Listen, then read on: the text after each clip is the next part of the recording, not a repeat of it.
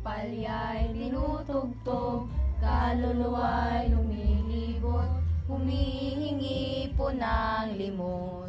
Gising-gising natutulog, kampalya'y tinutugtog, Ano bang ingay yan? Gabi na? humihingi po ng limos. Palimos po para sa undas. O ayan, huwag na kayong bumalik dito ha. Sungit naman, parang limos lang eh. Ano ba yan? Tara na nga.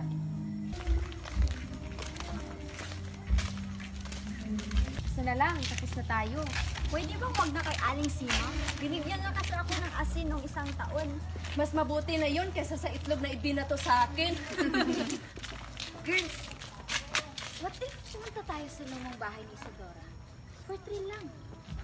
Sabi nila, minumuto raw yun. Mas lalo tayong pumunta para tapang points.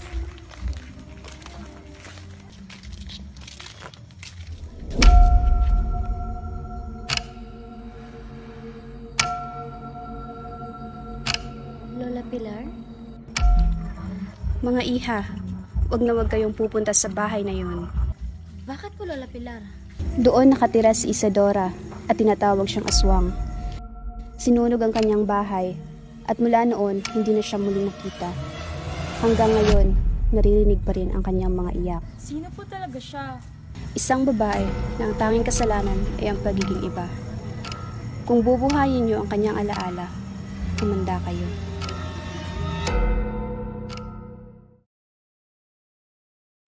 Tara, isa na lang.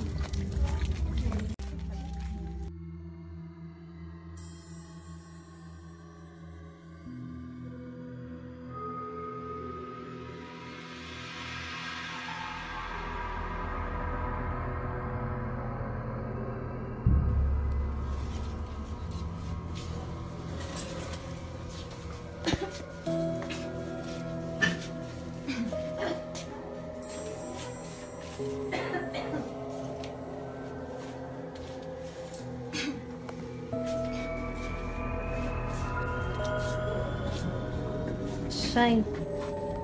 Parang may nararamdaman akong kakaiba. Relax. Hangin lang yan. Hindi ko hinawakan yun! May umiyak. Parang babae.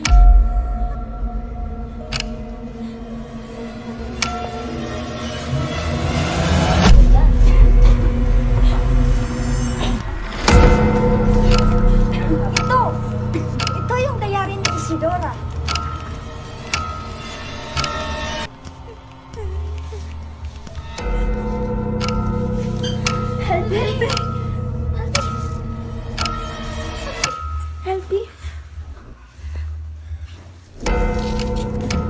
Sinunog nila ang aking bahay.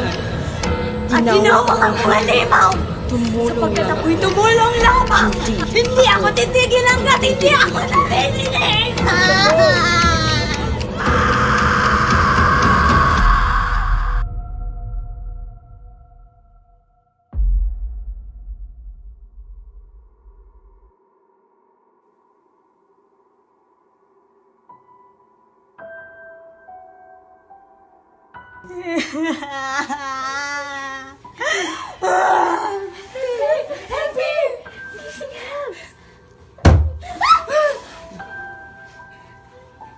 Isidora to. Tingin ko. Connected tayong lahat sa kanya.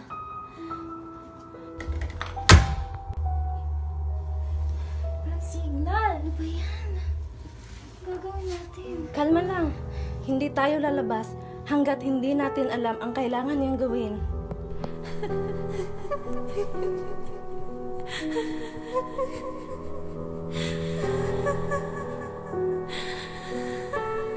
Tama na to.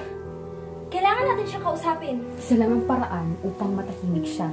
Kailangan nating tapusin ang awit, hindi para sa pera, kundi para sa kanyang kaluluwa. Sigurado ka ba? Wala na tayong ibang pagpipilian.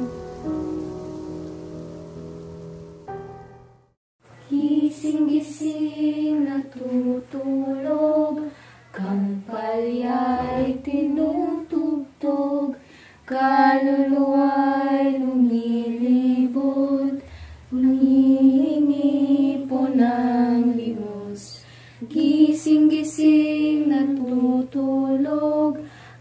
palya'y tinutugtog, kaluluwa'y nililibot, humihingi po ng limos. Bakit ngayon niyo lang ako naalala? Patawad, Isidora. Hindi ka namin pinakinggan noon, pero naririnig ka na namin ngayon. Salamat, mga anak.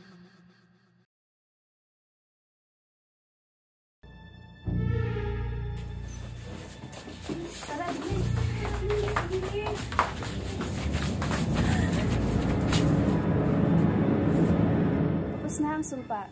Salamat sa inyo. Panahon na para kilalanin ang mga kasalanan ng nakaraan. Salamat, mga anak. Nakita ko siyang umiti.